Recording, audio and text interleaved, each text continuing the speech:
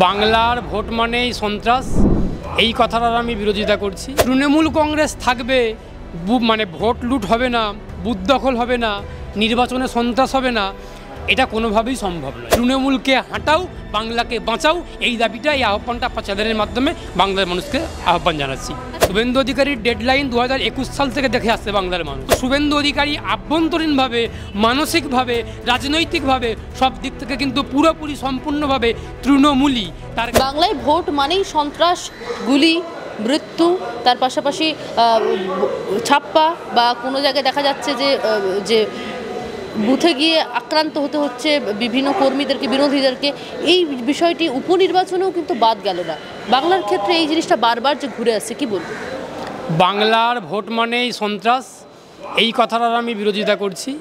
তৃণমূল মানেই সন্ত্রাস, তৃণমূল মানেই খুন, ভোটলুট আর বুথ দখল।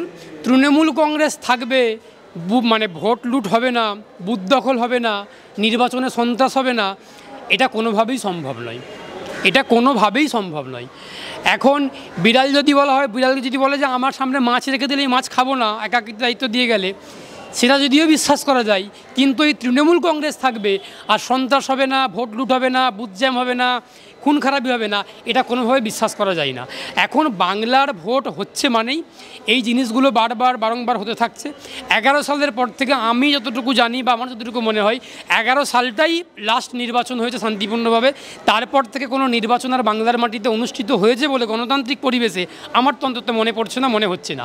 সাম্প্রতিককালের কোনো নির্বাচনেতেই কোনো রকম সুস্থ গণতন্ত্র কাকে বলে, সেই গণতান্ত্রিক আবহ, সেই গণতান্ত্রিক পরিবেশ বাংলার মানুষ কোনোভাবেই প্রত্যক্ষ করেননি।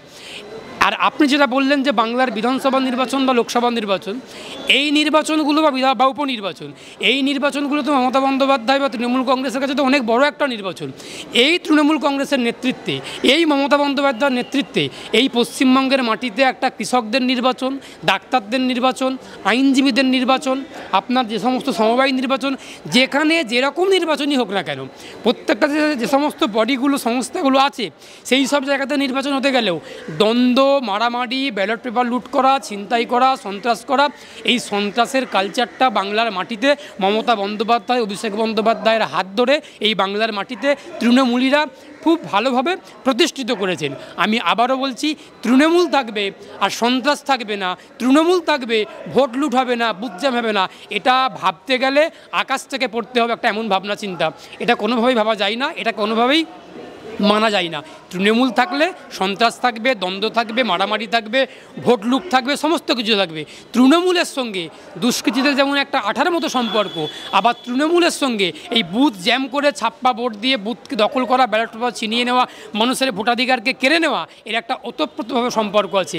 তৃণমূলকে হাঁটাও, বাংলাকে বাঁচাও, এই দাবিটা, এই আহ্বানটা চ্যানেলের মাধ্যমে বাংলার মানুষকে আহ্বান জানাচ্ছি। আচ্ছা, একদিকে শুভেন্দু অধিকারী বলছেন যে মুখ্যমন্ত্রীকে 2026 প্রাক্তন মুখ্যমন্ত্রী করবেন, অন্যদিকে তৃণমূলের তরফ থেকে বলা হচ্ছে প্রাক্তন বিরোধী দলনেতা করা হবে শুভেন্দু অধিকারীকে। কি বলবেন? এই শুভেন্দু অধিকারীর যে ডেডলাইন, শুভেন্দু অধিকারীর ডেডলাইন 2021 সাল থেকে দেখে আসছে বাংলার মানুষ। এই ঢপের চপ মমতা বন্দ্যোপাধ্যায়ের কৌশলকে অবলম্বন করে মমতা বন্দ্যোপাধ্যায় একের পর এক মানুষকে টুপি পরিয়ে, ঢপ দিয়ে, চপ দিয়ে বিভ্রান্ত করা, আর সেই মমতা বন্দ্যোপাধ্যায়ের তৃণমূলের গর্ভে শুভেন্দুর জন্ম হওয়া, আর সেই তৃণমূলী কালচারকে, তৃণমূলী কৌশলকে কাজে লাগিয়ে শুভেন্দু অধিকারী বাংলার মানুষকে, বিজেপি কর্মীদেরকে বিভ্রান্ত করছেন। এই বিভ্রান্ত জায়গাটা বিজেপির কর্মী সমর্থকরা বুঝে গেছেন। এখন শুভেন্দু অধিকারী ঠিক করুক এই তৃণমূল কংগ্রেসকে ডেডলাইন না দিয়ে কবে উনি বিজেপিটা ছেড়ে তৃণমূলের ঘরে আবার ফিরে যাবেন।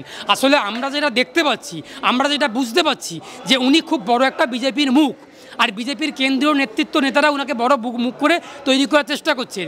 কিন্তু আপনারা যদি তৃণমূল স্তরে, আপনারা যদি একদম গ্রামীণ স্তরে গিয়ে খোঁজখবর নেন, তৃণমূল কংগ্রেসের একদম মাটির সঙ্গে যারা মিশে কাজ করছেন, খুব একদম নিচু স্তরে যারা কর্মীরা আছেন, তারা কিন্তু শুভেন্দু অধিকারীর কাজকর্মে বিরক্ত, তারা কিন্তু শুভেন্দু অধিকারীর কাজকর্মে, কর্মসূচিতে বিরক্তিভাব অনুভব করছেন এবং অনাস্থা প্রকাশ করছেন।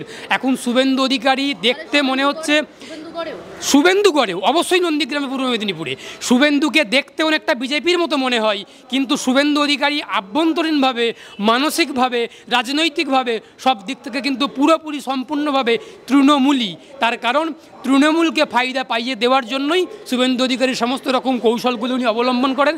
এ কথাটা শুনতে খারাপ লাগলেও বাস্তব কথা, এটা বিজেপি কর্মীরাও অনুভব করছেন যে শুভেন্দু অধিকারী আসলে তৃণমূলের একটা দালাল, আসলে প্রাক্তন তৃণমূলী নন, বর্তমানেই উনি তৃণমূলী। শুধুমাত্র বিজেপির মুখোশটা পরে বিরোধী দলনেতার মতো সেজে বিজেপি ভাব করে বাংলার মানুষকে বিভ্রান্ত করার চেষ্টা করছে। এর আগে আমরা একাধিকবার ডেডলাইন দেখেছি, সরকার ফেলে দেবো, অভিষেককে জেলে ঢুকিয়ে দেবো, মমতাকে প্রাক্তন করে দেবো। আরে প্রাক্তন তো আপনি করতে পারবেন না, প্রাক্তন তো বিজেপি করতে পারবে না। প্রাক্তন করলে বাংলার মানুষ করবেন, প্রাক্তন করলে বাংলার মানুষ সংঘবদ্ধভাবে গণতান্ত্রিকভাবে মমতা বন্দ্যোপাধ্যায়কে প্রাক্তন করবে। আমরা যারা বামপন্থীরা, আমরা যারা বাম কর্মী, বাম সমর্থক, আমরা ফলত বাংলার মানুষকে বলেছি, বাংলার মানুষ প্রত্যক্ষ করছেন, বাংলার মানুষ তৃণমূল কংগ্রেসকে প্রাক্তন করবেন, বাংলার মানুষ তাদের মতো করে সিদ্ধান্ত নিয়ে নতুন মুখ্যমন্ত্রীকে প্রতিষ্ঠা করবেন। ওই শুভেন্দু অধিকারী বেঁধে দেওয়া ডেডলাইন, বারবার শুধুমাত্র ঢপের চপ দেওয়া, মানুষকে বিভ্রান্ত করা, আজকে অভিষেককে গ্রেপ্তার করব, কালকে মমতাকে প্রাক্তন করব, কালকে জেলে ঢোকাবো, ওই সব ডেডলাইন দিয়ে বিজেপি কর্মীদেরকে বিভ্রান্ত করা, চালাকি করা, এটা চলবে না। শুভেন্দু অধিকারী সোজা হয়ে যান, শুভেন্দু অধিকারী সাবধান হয়ে যান, উনি নিরাপত্তা ছাড়া গ্রামের দিকে গিয়ে ঘুরে থাকুন না, বিজেপি কর্মীরাই ওনাকে ঠেঙিয়ে লাল করে দেবেন। এই কথাটা শুনতে খারাপ লাগলেও, বলতে খারাপ লাগলেও আমি বললাম, বাস্তবের মাটিতে দাঁড়িয়ে গ্রামের দিকে ঘুরতে মাঝে মধ্যে যাই, দেখতে পাই বিজেপি কর্মীরা, আমার অনেক বিজেপি কর্মী বন্ধু আছেন, আমার প্রচুর বন্ধু আছেন যারা বিজেপি কর্মীর সমর্থক, তারা বলেন শুভেন্দু অধিকারীকে নিয়ে উষ্মা প্রকাশ করেন, বিরক্তি অনুভব করেন, তাদের হাতে উনি একদিন কোনো রকম গণতন্ত্রের ধুলাই খেয়ে যেতে পারেন, উনি সাবধান হয়ে যান। বাংলা হাটের আরো খবর দেখতে নজর রাখুন।